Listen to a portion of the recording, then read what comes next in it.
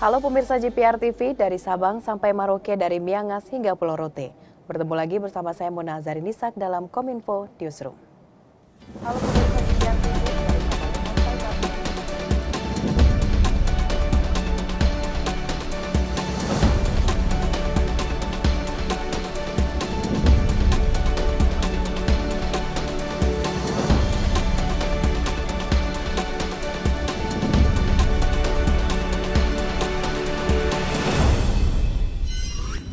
Pemirsa, mengawali informasi pertama, Presiden Joko Widodo menyampaikan kesiapan Indonesia untuk memperkuat kerjasama dengan Korea Selatan.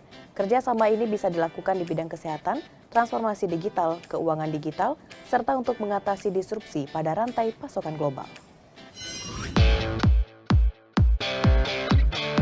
Presiden Jokowi menerima kedatangan Ketua Majelis Nasional Republik Korea, Park Byung-suk, di Bali International Convention Center pada hari Minggu kemarin. Dalam pertemuan itu, Presiden Joko Widodo menyatakan siap memperkuat kerjasama dengan Korea Selatan yang sudah terjalin baik sebelumnya. Kerjasama itu yakni investasi Korea Selatan di industri mobil listrik beserta ekosistem pendukungnya. Lebih lanjut, Presiden menyatakan kesiapan Indonesia bekerja sama dalam berbagai bidang seperti kesehatan, transformasi digital, dan keuangan digital. Tidak lupa Presiden Jokowi juga menyampaikan terima kasih atas dukungan Korea Selatan terhadap 3 isu prioritas presidensi G20 yaitu kesehatan dunia, transisi energi, dan transformasi digital.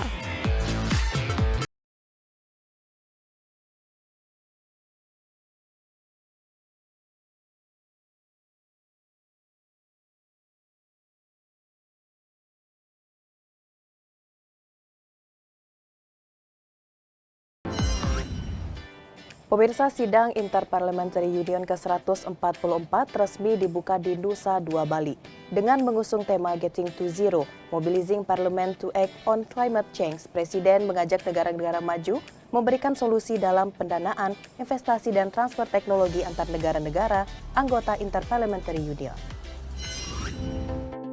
Presiden Joko Widodo menghadiri peresmian pembukaan The 144 Assembly of the Interparliamentary Union and Related Meetings di Bali. Dalam sambutannya, Presiden mengatakan hingga saat ini belum banyak hasil dari transisi energi yang bisa diperlihatkan, khususnya bagi negara berkembang seperti Indonesia. Sehingga transfer teknologi dari negara maju merupakan kunci bagi dunia untuk mengatasi persoalan perubahan iklim.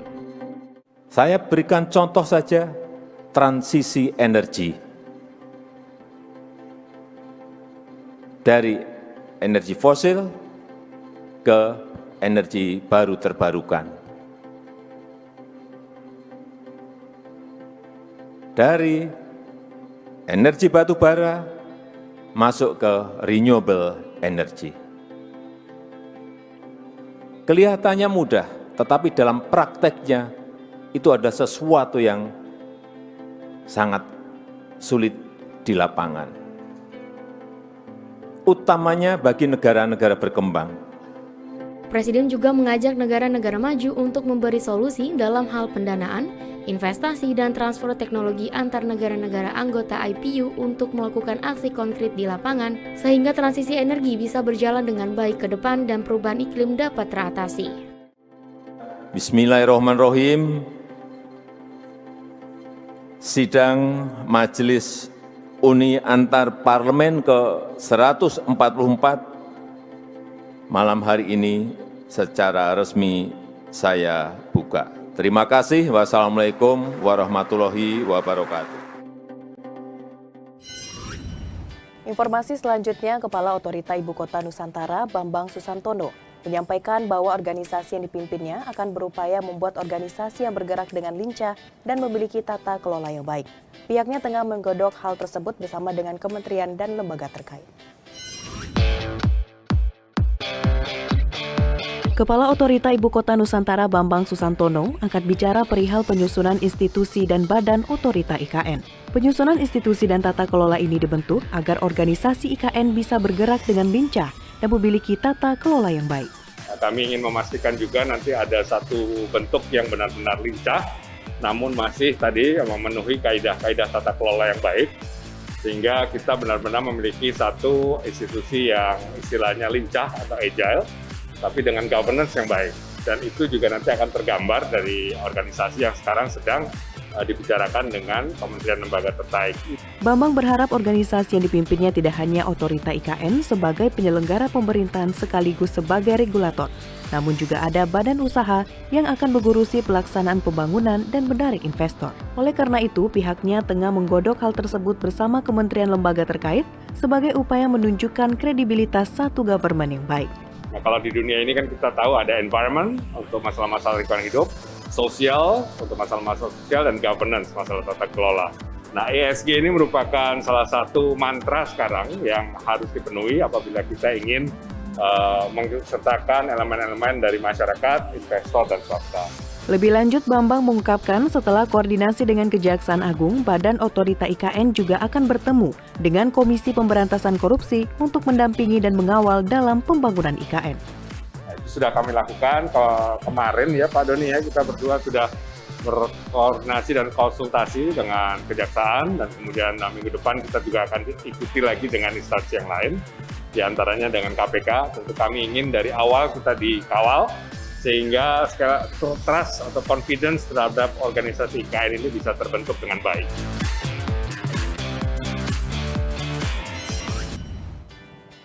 Sementara itu, pemirsa, kantor staf Presiden mempersilahkan semua pihak yang merasa memiliki tanah di wilayah Ibu Kota Negara Nusantara dapat mengajukan klaim.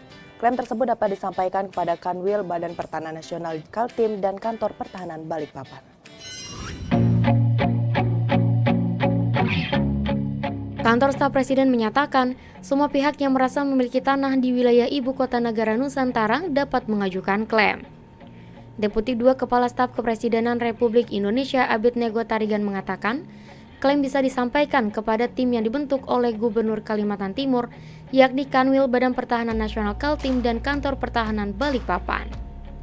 Adapun mekanisme tersebut diatur dalam Pergub Kalimantan Timur Nomor 6 Tahun 2020 tentang pengendalian peralihan penggunaan tanah dan perizinan pada kawasan calon ibu kota negara dan kawasan penyangga. Sebagai informasi, terdapat beberapa kategori lokasi yang akan digunakan untuk pembangunan IKN yang terdiri dari zona inti dan zona-zona pengembangan. Untuk kawasan inti pusat pemerintahan seluas 6.671 hektar, kawasan IKN 56.180 hektar, dan wilayah darat IKN 256.142 hektar. Abednego memastikan tidak ada penguasaan tanah pada zona kawasan inti pusat pemerintahan karena merupakan lahan segara kawasan hutan. Sedangkan terhadap zona pengembangan, terhadap indikasi penguasaan existing, baik oleh masyarakat, perusahaan, institusi, ataupun pihak lain terkait. Lebih lanjut, saat ini tim juga menangani beberapa klaim, baik yang datang dari masyarakat adat seperti ahli waris Kesultanan Kutai, maupun klaim dari 14 kelompok tani di lokasi IKN, dan sedang berproses untuk menyusun peraturan pelaksanaan Undang-Undang IKN. Salah satunya, Ranperpres tentang perolehan, penguasaan, pemilikan, penggunaan, dan pemanfaatan tanah serta pembatasan pengalihan hak atas tanah di Ibu Kota Nusantara.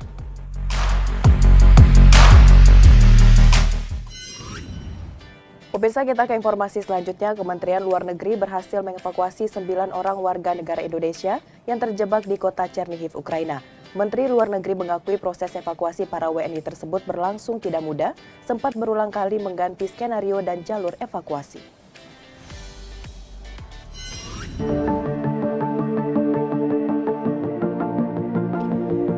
Tim Kementerian Luar Negeri Republik Indonesia telah berhasil mengevakuasi 9 orang warga negara Indonesia yang terjebak di kota Chernihiv, Ukraina untuk keluar ke zona aman. Menlu menjelaskan bahwa berbagai skenario dan jalur evakuasi yang dibuat harus terus disesuaikan hampir setiap hari karena situasi di lapangan terus berubah.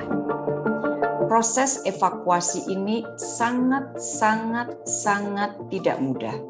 Setiap hari selama kurang lebih 22 hari, upaya untuk mengevakuasi para WNI dari Chernihiv terus dilakukan. Namun baru hari ini mereka berhasil dievakuasi melalui jalur Kiev, kemudian ke Lviv, dan kemudian menyeberang ke wilayah Polandia. Dengan begitu, sebanyak 133 warga negara Indonesia berhasil dievakuasi. Terdapat 23 warga negara Indonesia yang memilih tinggal di Ukraina karena alasan keluarga dan 9 orang staf esensial KBRI yang saat ini berada di kota Lviv. Sementara itu, Direktur Perlindungan WNI Kemenlu Republik Indonesia Juda Nugraha yang saat ini berada bersama para WNI yang telah dievakuasi mengatakan bahwa aspek keselamatan menjadi prioritas utama selama evakuasi dilakukan. Komunikasi dan koordinasi intensif dengan berbagai pihak di Ukraina juga terus dilakukan guna memastikan evakuasi dapat dilakukan dengan aman. Pemirsa, setelah jeda pariwara kami akan kembali dengan berbagai informasi lainnya. Tetaplah bersama Kominfo Newsroom.